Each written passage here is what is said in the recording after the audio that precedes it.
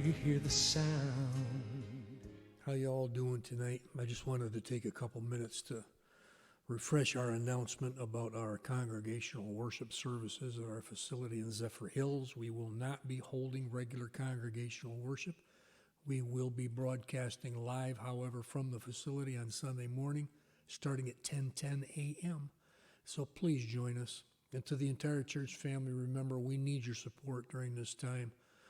It's just natural that the church finances are going to drop off. We have absolutely no congregation showing up. So please do what's right and help us to continue to support our local missions, our foreign missions obligations. Be faithful. Amen. I just wanted to take a moment and remind you all that this test that we're going through, this crisis, is going to pass. It's not going to last forever. But God is trying desperately to wake us up as the church. So keep this in mind as we continue to go on day by day. There are things that you should and could be doing. And number one is to search your own heart. As David said, "Search me, O Lord, and see if there be any wicked thing in me." Have him test your heart. Let's test ourselves to be sure that we're in the faith. And as we develop our faith, that we have faith in him. He never told us that we wouldn't go through times of trial or tribulation, but he said that he would be there with us every single step of the way. Amen. I got a couple things I wanted to say about this coronavirus problem that's been plaguing us. How many would know the name Dr. Fauci? If I mentioned him to you, he's been on the television a number of times with President Trump.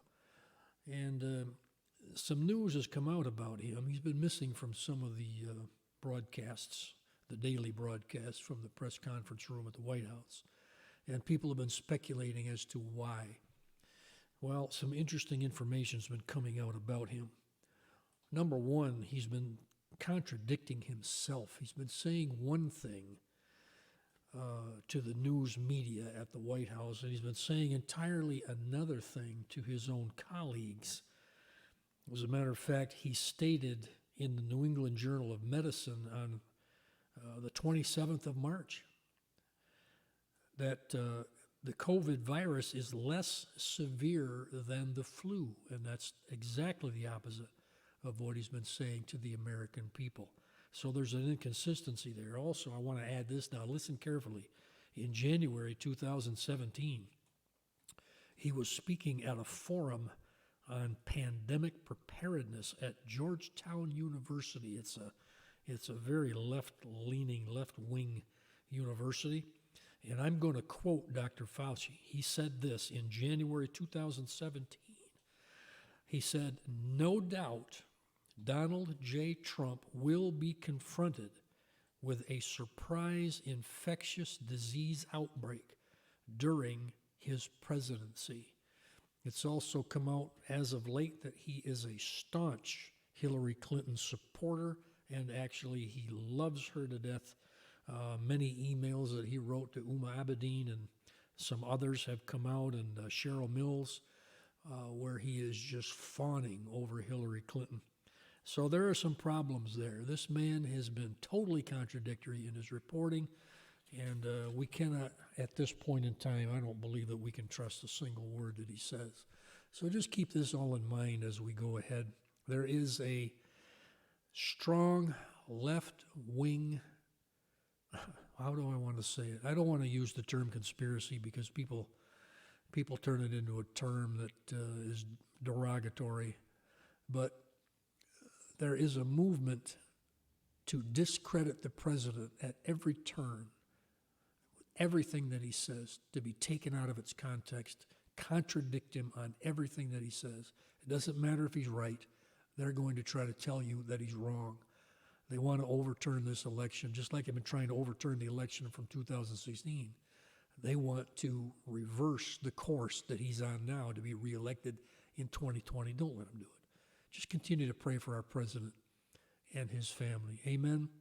And Dr. Deidre Burks, the one that has been standing beside President Trump at these news conferences, she has just stated that the data that they're collecting from all over the world and all over the country does not in any way match these extreme predictions that have been touted by the left-wing media and so-called scientists, which are left-wing leaning scientists as well. Catherine Stewart, here is an alert. I want you to be praying about this. A woman named Catherine Stewart, she's a writer for the New York Times, has just openly blamed Christians, evangelicals, for the coronavirus crisis. And in her article, she claims that if we hadn't voted him into office, none of this ever would have happened. It's the fault of the Christians. How many times have I told you that this is coming? We're headed toward a point when not only these writers and these conflicting ideologies are going to be against us, but the Lord warned us that all nations are going to hate us. All nations. I want you to think of that for a moment as we continue to go through this. God is trying to wake us up. So let's listen to him and be wise. All right, so just a reminder again, we will be broadcasting our live service, and we will be recording backup recordings to upload to our YouTube channel, which can also be found at Community Harvest Church of Zephyrhills on YouTube. There are some old recordings there right now of some 2-minute sermonettes, and some songs are there you could go listen to, but we haven't yet uploaded any services. We'll begin that this week if all of our digital recording system works properly. So this way, if Facebook fails us again like it did last week, it cut off churches all over this country and they lost their broadcasts, we'll be recording the full service in the computer system so that we can upload back to Facebook and to YouTube and not miss another service. So be praying along with us so we can make that work. Amen?